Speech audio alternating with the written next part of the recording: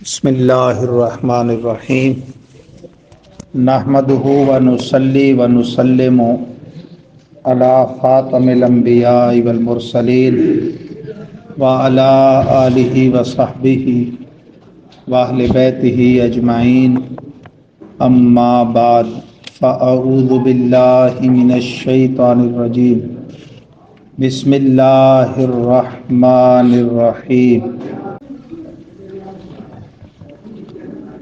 فلما دخلوا على یوسف آوى الیہ اخاہ قال انی انا اخوک فلا تبتئس بما كانوا یعملون صدق اللہ العظیم وصدق رسولہ النبی الکریم الامین ان اللہ وملائکتہ یصلون علی النبی یا ایہا الذین آمنوا صلوا علیہ وسلموا تسلیما صلی اللہ علی النبی الامی وآلہ صلی اللہ علیہ وسلم صلاۃ و سلاما علیک یا رسول اللہ۔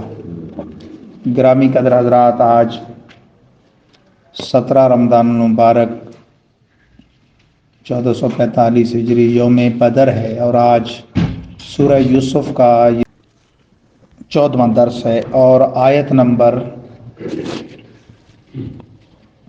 69 سے اس کا آغاز ہوتا ہے۔ اب برادران یوسف بن یامین جو حضرت یوسف کا ماں شریک بھائی تھا، اس کو لے کر آئے۔ اس کا ذکر کرتے ہوئے ارشاد ہوتا ہے وَلَمَّا دَخَلُوا عَلَى یوسف، جب وہ حضرت یوسف کے دربار میں داخل ہوئے، آویٰ الیہ اخاہ، آپ نے اپنے بھائی کو پناہ دی، قال انی انا اخوک، اور اسے بتایا کہ میں تمہارا بھائی ہوں، فلا تبتئس بما كانوا یعملون، مت غمگین ہو اس پر جو وہ کرتے ہیں۔ کھانے کی دعوت میں دسترخوان پر دو کو جوڑا کر کے بٹھایا حضرت یوسف نے، اور بن یامین جب اکیلے رہ گئے تو ان کو اپنے ساتھ بٹھایا، اور باہم اکیلے میں گفتگو کا جو موقع ملا اس میں حضرت یوسف نے ان کو اپنا تعارف کرا دیا، اور پھر دونوں رات بھی الگ رہے۔ ہر دو کو انہوں نے الگ الگ کمرہ دیا، تو بن یامین کو پھر اپنے ساتھ ٹھہرایا۔ اب ان کے چھوٹے بھائی بن یامین کا یہ مطالبہ تھا کہ وہ کسی قیمت انہیں چھوڑ کے واپس نہیں جانا چاہتے۔ حضرت یوسف نے کہا کہ ہمارے والد پہلے میرے غم کی وجہ سے بڑے غمگین ہیں۔ بہرحال جب بن یامین نے اصرار کیا، ضد کی،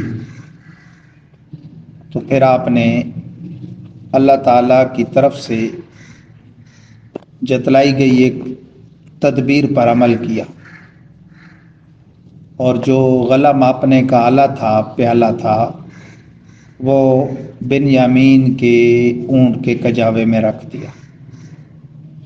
اب یہ قافلہ جب واپس کنعان کی طرف چلا اور ان کا سامان تیار ہونے لگا، تو اس تدبیر کے مطابق انہوں نے بن یامین کو اپنے پاس ٹھہرایا۔ فلما جہزہم بجہازہم، جب ان کے سامان کو تیار کر دیا گیا، جعل السقایۃ فی رحل اخیہ، بادشاہ یعنی حضرت یوسف نے اپنے اس پیالے کو بھائی کے کجاوے میں رکھ دیا۔ ثم اذن مؤذن، پھر ایک منادی نے ندا کی، ایتھا العیر انکم لسارقون، اے قافلے والو تم چور ہو۔ قالوا واقبلوا علیہم ماذا تفقدون، یہ کنانی قافلے والے متوجہ ہوئے ان کی طرف اور آواز دینے والوں کی طرف دیکھ کر کہا ماذا تفقدون، کیا چیز گم پاتے ہو تم؟ قالوا نفقد صواع الملک، وَلِمَنْ جَاءَ بِهِ حِمْلُ بَعِيرٍ وَأَنَا بِهِ زَعِيمٌ۔ کہنے لگے ہم اپنے بادشاہ کا پیالہ گم پاتے ہیں، اور جو شخص اس کو لائے گا اس کو ایک اونٹ غلے کا دیا جائے گا، اور میں وہ منادی کہنے لگا وَأَنَا بِهِ زَعِيمٌ، اور میں اس کا ضامن ہوں۔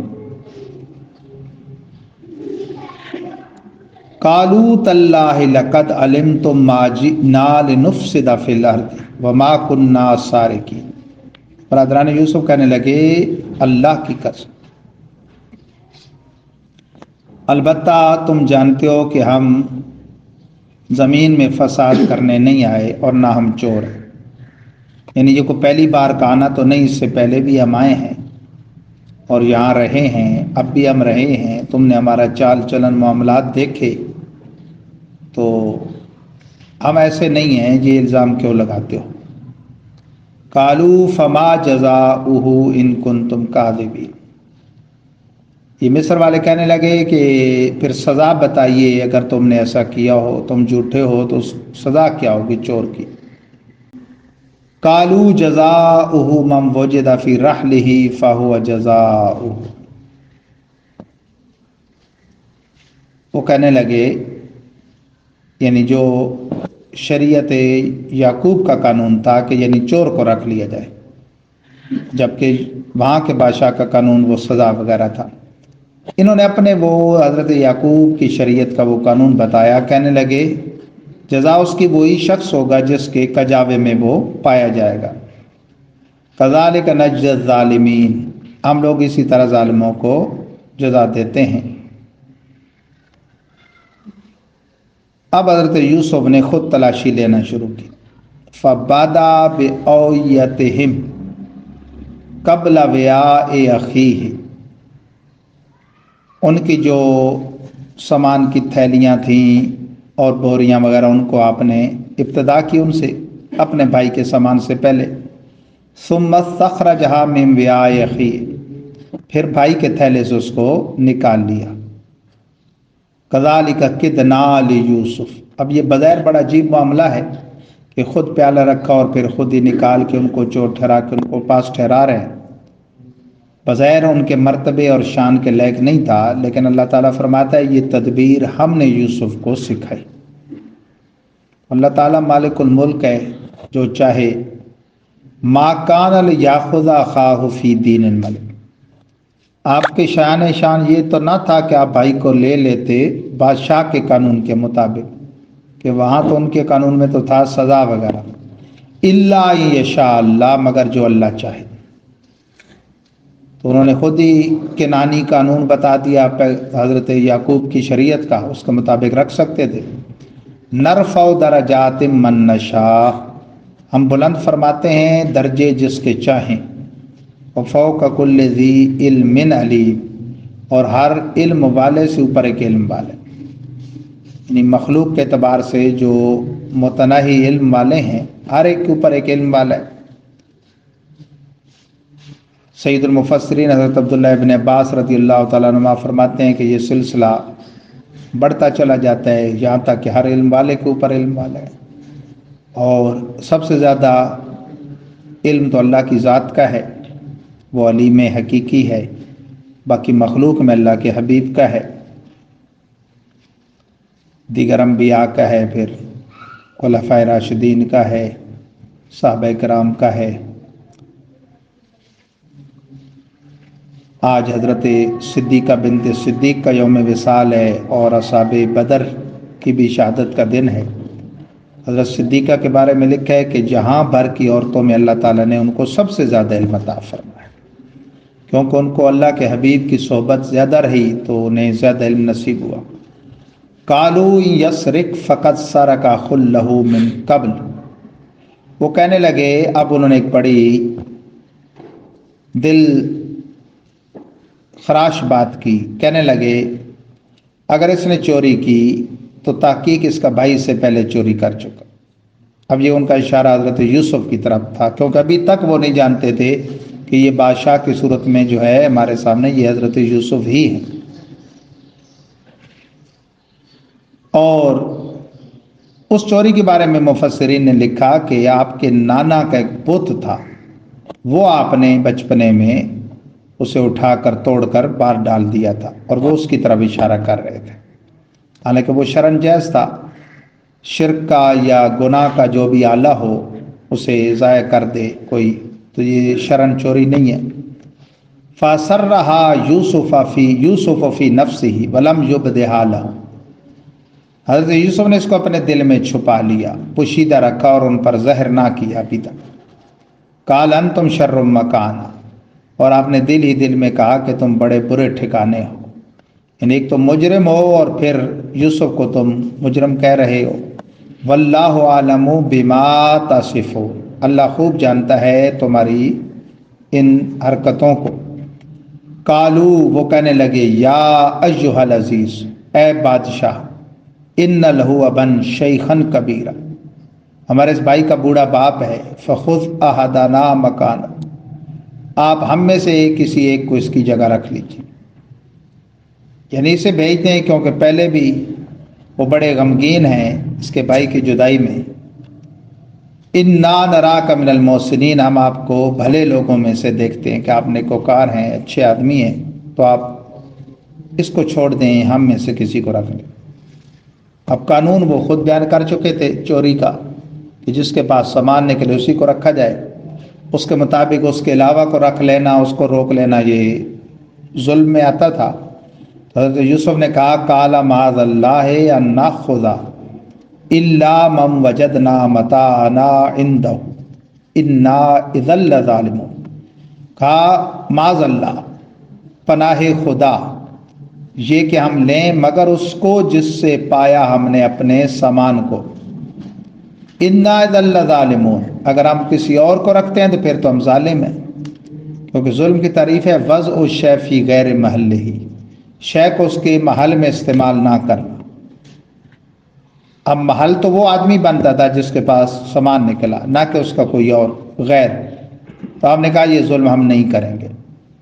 فَلَمَّا اسْتَيْأَسُوا مِنْهُ خَلَصُوا نَجِيًّا، جب وہ مایوس ہو گئے اس بات سے کہ اب یوسف علیہ السلام ان کے ساتھ بھائی کو نہیں بھیجیں گے، تو علیحدہ ہو گئے آپس میں سرگوشی کے لیے۔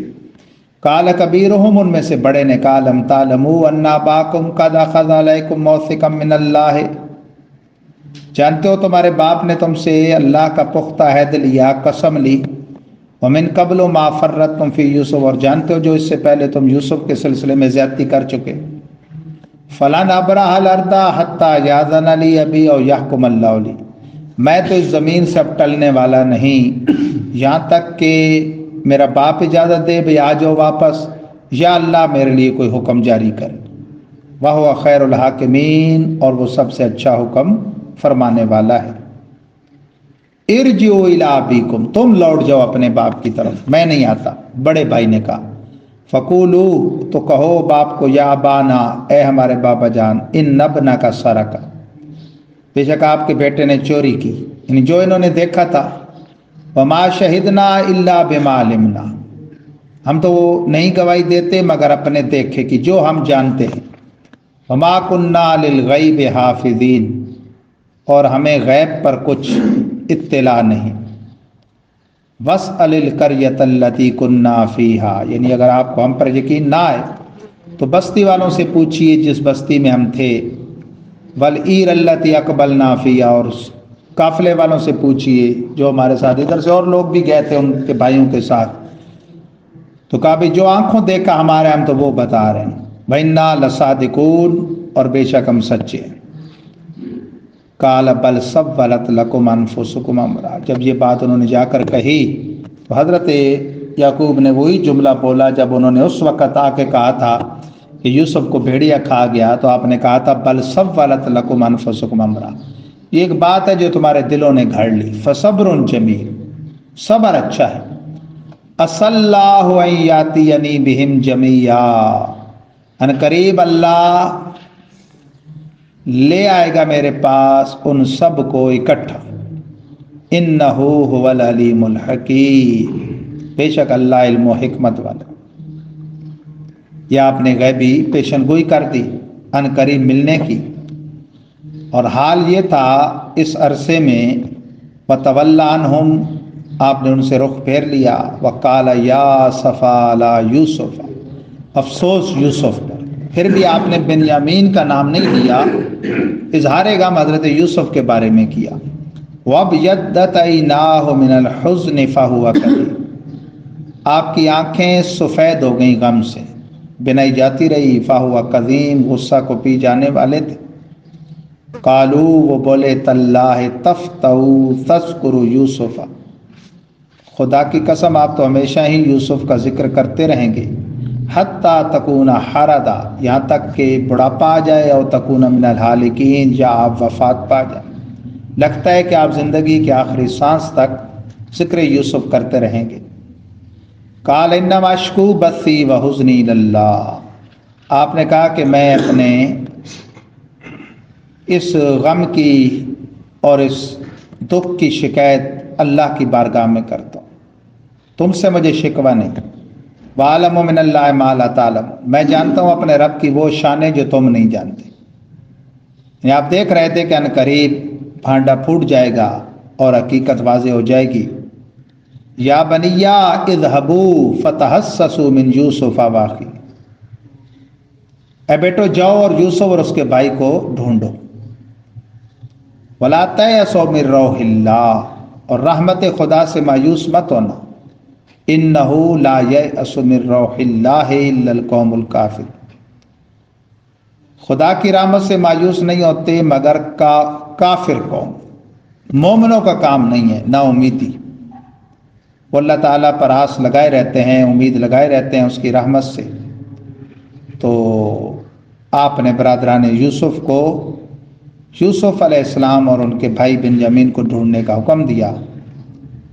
اب یہ ایک مرتبہ پھر برادران یوسف رخ کریں گے شہر مصر کا، کہ بادشاہ کی منت سماجت کریں کہ وہ ان کے بھائی کو بنیامین کو ان کے ساتھ بھیج دے۔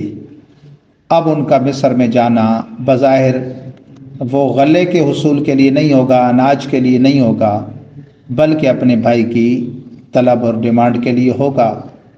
اب کیا معاملہ ہوتا ہے اس کا انشاءاللہ ذکر جو ہے وہ کل کیا جائے گا۔ نظر کے حوالے سے کل ہماری بات چلی، بھائی نے بعد میں سوال بھی کیا تھا۔ ان العین حق، حدیث پاک ہے نظر کا لگنا حق ہے۔ نظر ان العین تدخل الرجل القبر والجمل القدر، نظر آدمی کو قبر تک اور اونٹ کو ہنڈیا تک پہنچا دیتی، یعنی ہلاکت میں مبتلا کر دیتی ہے۔ علماء نے لکھا کہ اگر ناظر کا تعین ہو جائے کہ بھئی فلاں کی فلاں کو نظر لگی ہے، تو پھر ناظر یعنی نظر جس کی لگی ہے اس کو کہا جائے کہ وہ وضو یا غسل کرے، اور اس کے وضو اور غسل کا جو غسالہ ہے یعنی استعمالی پانی، وہ اس منظور الیہ جس کو نظر لگائی گئی اس پر چھڑکا جائے، تو اس سے نظر کا جو اثر بد ہے وہ جاتا رہتا ہے۔ اگر تعین نہ ہو تو پھر اس کے مختلف دم بھی ہیں۔ سورہ فاتحہ اور معوذتین، معوذتین کہتے ہیں قرآن مجید فرقان حمید قرآن رشید کی سب سے آخری دو صورتیں، ان کو پڑھ کے اول آخر درود شریف وہ دم کیا جائے، پانی پر بھی دم کر کے چھینٹے بھی مارے جائیں اس کو جس کو نظر لگی، اور ڈائریکٹ اس کو دم کیا جائے۔ 7 سرخ رنگ کی ثابت مرچیں لے کر ان کو جلایا جائے تو بھی نظر کا اثر جاتا رہتا ہے۔ یا پھر اس کا پورا طریقہ یہ ہے کہ فاتحہ شریف پڑھ کے اول آخر درود شریف کے ساتھ ان 7 مرچوں پر دم کیا جائے، اور وہ 7 پھیرے اس جس کو نظر لگی اس کے اوپر سے گھما کے پھر ان کو جلا دیا جائے۔ یہ نظر کے اتار کا بھی عمل ہے اور جادو کے اتار کا بھی۔ اور اللہ تعالیٰ کے حبیب صلی اللہ علیہ وسلم حسنین کریمین کو باقاعدہ دم فرماتے تھے اور کہتے تھے یہ تمہارے جد اعلیٰ حضرت ابراہیم کا دم ہے جو وہ اپنے بیٹے حضرت اسحاق اور حضرت یوسف کو، حضرت اسحاق اور حضرت اسماعیل کو کرتے تھے، اور مختلف جو ہیلے بزرگان دین نے اپنائے اور صدہا سالوں سے چلے آ رہے ہیں وہ بھی درست ہیں، سبحان اللہ، ماشاء اللہ، اور کسی چیز کو دیکھ کر تبارک اللہ احسن الخالقین وغیرہ پڑھنا بھی اسے نظر بد سے محفوظ رکھتا ہے۔ نظر بد جو ہے وہ شیطانی تیروں میں سے ایک بجھا ہوا تیر اسے قرار دیا گیا، یعنی جیسے میں نے بتایا کہ حدیث پاک میں کہ وہ آدمی کی ہلاکت کا سبب بنتی ہے، تو اسی طرح نگاہ خوش جو ہے، اچھی نظر بعض اوقات وہ بیڑے تار دیتی ہے۔ کوئی اللہ کے کامل بندے کی نگاہ کسی پر پڑ جائے اور وہ اس کی نظر میں آ جائے تو بڑے بڑے مدارج اور بڑے بڑے مقامات یوں بھی طے ہوئے ہیں۔ اللہ تبارک و تعالی جل جلالہ ہم سب کو نظر بد سے محفوظ فرمائے اور اپنے مقبول بندوں کی نظر پسندیدہ کا ہمیں حصہ عطا فرمائے۔ وآخر دعوانا الحمدللہ رب العالمین۔ اللہم صلی وسلم وبارک علی سیدنا و مولانا محمد وعلی آلہ وصحبہ وبارک۔ اللہم اعنا علی ذکرک و شکرک و حسن عبادتک۔ اللہم اغفر وارحم وانت خیر الراحمین۔ الفاتحہ۔ الحمدللہ رب العالمین الرحمن الرحیم مالک ایاک نعبد و ایاک نستعین اہدنا الصراط المستقیم صراط الذین انعمت غیر المغضوب علیہم ولا الضالین۔ اللہم صلی علی سیدنا مولانا محمد وعلی آلہ وصحبہ۔ الہ العالمین اس کلام پاک کو شرف قبولیت عطا فرما، اپنی شان کے لائق اس کا ثواب عطا فرما۔ اس ثواب کا ہدیہ تیرے حبیب صلی اللہ علیہ وسلم کو نظر کرتے انہیں پہنچا۔ کل انبیاء و مرسلین، اہل بیت اطہار و صحابہ کرام، بالخصوص اصحاب بدر، حضرت مائی عائشہ صدیقہ رضی اللہ تعالی عنہ کو اس کا ثواب پیش کرتے انہیں پہنچا۔ تمام اہل ایمان مرد و زن، پیر و جواں جو دار فانی سے بحالت ایمانی کوچ کر گئے، جو موجود ہیں، جو صبح قیامت تک آنے والے ہیں، سب کو درجہ بدرجہ اس کا ثواب عطا فرمائے۔ صلی اللہ تعالی علی حبیبی سیدنا مولانا محمد وآلہ وصحبہ اجمعین۔